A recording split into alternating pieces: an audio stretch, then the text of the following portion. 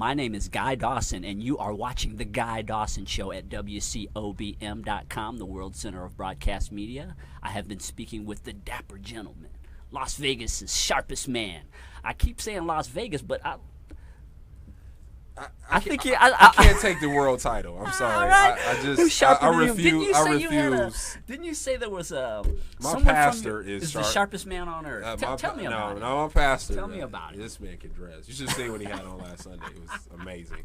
He's kind of been my influence really in dressing. You know, I've had this kind of stereotype of 3 types of dressers, and I'll put it like this. I think I'm gonna write a book on it.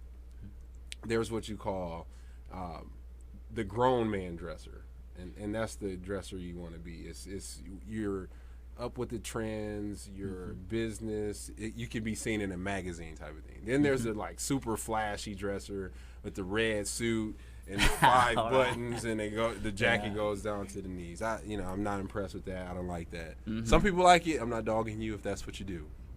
Do what you do, or come see me if you want. Please come see him. Then there's the guy who wears the Christmas ties and the sports teams on his tie, and there's nothing wrong with a classy blue, navy blue with the gold buttons. I have one of those as well, but it's big and not really tailored well. Those type of things. So my pastor has always been that grown man dresser, and you look at him, you're like, man, that's just perfect. That looks like it belongs in a magazine type of thing. And growing up as an African American and in church, you've seen a lot of different flashy type of things. And I used to be into a little bit of the flashy suit, like turquoise 4-button suit with a vest to match. I had that phase, but I grew out of it real fast. And he's been a consistent dresser over time. I know one of the things that you recommend is that people look at fashion magazines. If you want to be a better dresser, aside from coming to the Dapper Gentleman, of course, for image consultation, but one of the things that you can do is start reading GQ and these fashion magazines. Absolutely. I think that's very key, to just take a look and follow suit on some of the things that you see in the magazines. One of the things that the Gentlemen's Club will also be offering is the insider tips for those who are members. These are the trends. These are the way, some people don't realize that when you wear a 2-button suit, you're not supposed to button the bottom button. It's just things like that men don't understand just because they have been so disinterested. But one thing people forget is that you only get one time to make a first impression, right? And sometimes you are prejudged by the way that you look. I'm sorry to say it, I understand that as a black young man, there are certain things that mentally I have to overcome when I do business with people. And dressing very well has helped me penetrate through those lines because people respect me for how I look. They don't see me as the intimidating young black man, right? Because I'm dressed in a suit, a tie. You will very rarely not see me in a tie. Like, that's just... Yeah, I think you were at the Toastmasters. I don't think that's the first time I've ever seen you without a tie at that Toastmasters event that day. Yes, that was on a TLI. Saturday morning. Yeah, Saturday. But I did have a suit jacket on. And he was not dressed down. I didn't have a tie, but I had a suit jacket on. Oh, yeah, his dress down was better than most people when they dress. But, I just really believe that you can make such a big impression. Just think about this. Survey yourself. If you're in a networking event and a guy who's a plumber came up to you and said, hey, I'm a plumber, and he had all on his plumber gear and he had his boots on, and then there was a guy who had a suit on and said, hey, I'm a plumber. In your mind, which one would be more memorable? The plumber. Well, if he's a plumber and he has on a suit, that's a memorable That's memorable, thing. right? Yeah. It's like, wow, that's different. It sticks with you, and it gives a different air. And a lot of people don't realize that dressing has that level of significance. And there are certain people, when you get to certain levels of business, there are certain business required attire, and you have to be in those positions. And small business owners struggle to see that. But as they move up the ranks, I start getting more calls.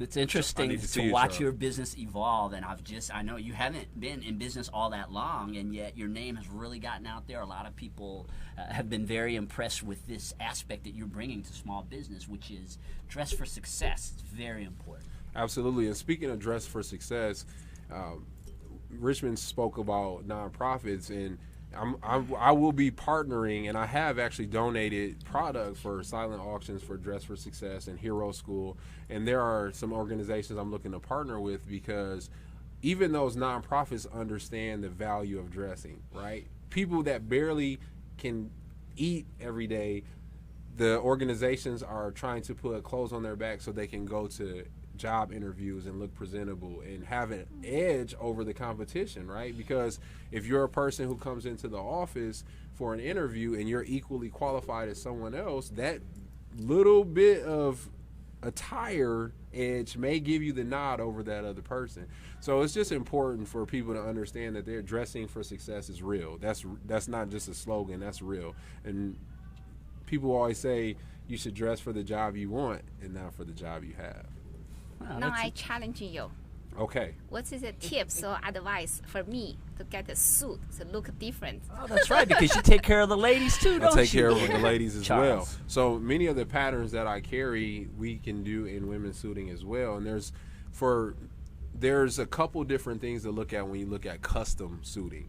Custom suiting has two categories really, and that's bespoke and made to measure. And the difference between the two is custom made to measure is typically from a pattern of a body style, and then that's modified in a way to mold to how your body is built. Whereas a bespoke is more of there's no pattern to work from. Your body is the pattern. Your body is the mold. So those, the cloth is cut according to how you look and how your body holds fabric. I like that. You like that. So you're a bespoke client to be. But so with women we offer the same type of patterns, but they're different, based off of more feminine styles, etc. And that's a newer venture for me. I just formed some partnerships to work that as of recent, but it's because of the demand. I go to different organizations and I do presentations. The last time I was on Guy's show, I brought my mannequin, Dapper Dan. Oh, that was fun. Dapper Dan. You left him this time. Yeah, I didn't bring him this time, but Dapper Dan, go. I don't even remember what day it is. Go look for a show that I was on. But Dapper Dan, when I do presentations with Dapper Dan and I show how the suit should fit and how to tailor and properly bring in suiting and just how you can make a suit look totally different by how you accessorize it. A lot of women started asking questions like, oh, do you do women's suiting? I need something, because obviously with women you have a very large variation of different body types, more than with men, right? Yeah. Men, if you're 5'9" and you're 200, your body type is, you're a square, right? Right, it's going to be kind of similar. But for women, you could be the same height, weigh the same, and body type be totally different. So custom is really something that women have really taken a hold to and wanted to go into, and I don't know that they know that it was available. And suiting for women is very popular. So you would prefer women look more male-ish or feminine? You can still look very feminine with a woman's suit. The styling is very different. The way that the lapel lay, the way that the shoulder pads, how they lay on you. Right, yeah, and the cuts. So look at taller, right? Very different. So I'm very much an advocate for the feminine look for a woman in a suit, but that's how I like to see it. Any padding on the knees of the suit for women, they push up something. No. Not that I. Yeah. That's not my area. Kwan, we're going to have to work on that one, and the next time Charles comes by. Don't forget I'm Chinese, I'm Asian. I need some. Charles, will you let us know how can people get in contact with you to buy your wonderful clothing? So my website is thedapperg.com, THEDAPPERG.com, or you can email contact@thedapperg.com to get a hold of us. And all the information and where to find our products is on the website as well.